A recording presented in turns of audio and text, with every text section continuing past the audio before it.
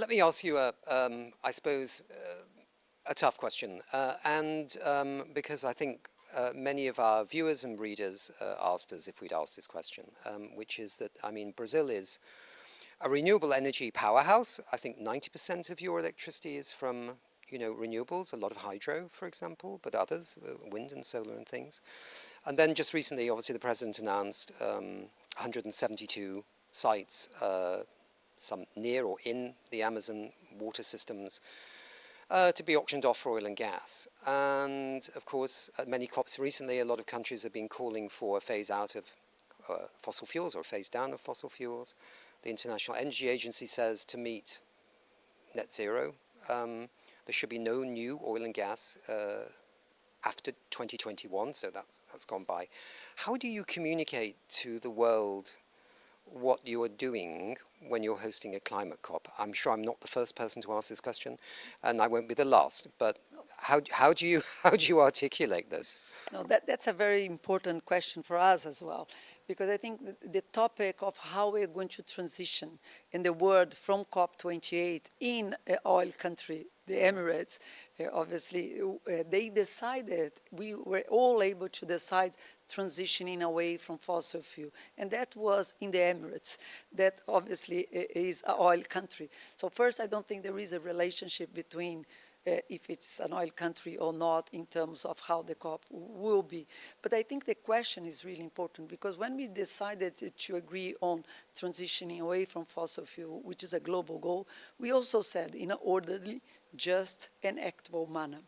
And I think we really need to have that very important discussion. How are we going to do?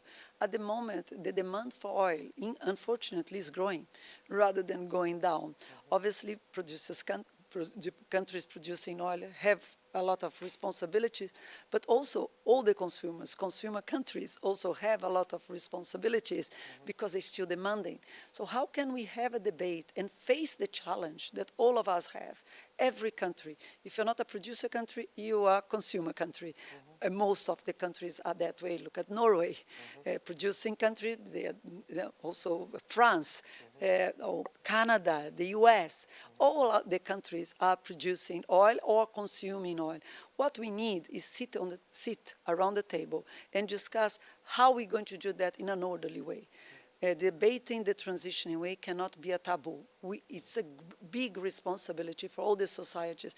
And what I think we're doing in Brazil is facing that challenge.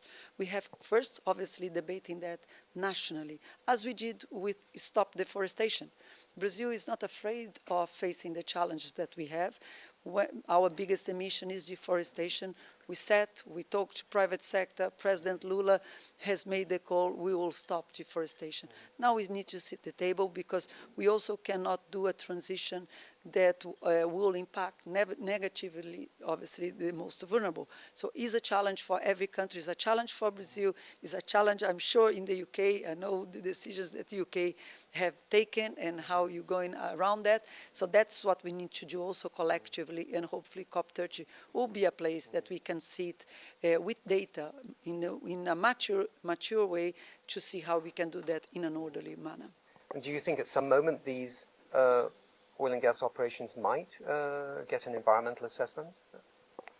Oh, we don't know. I mean, this is up to the non-technical people from IBAMA, our licensing agency.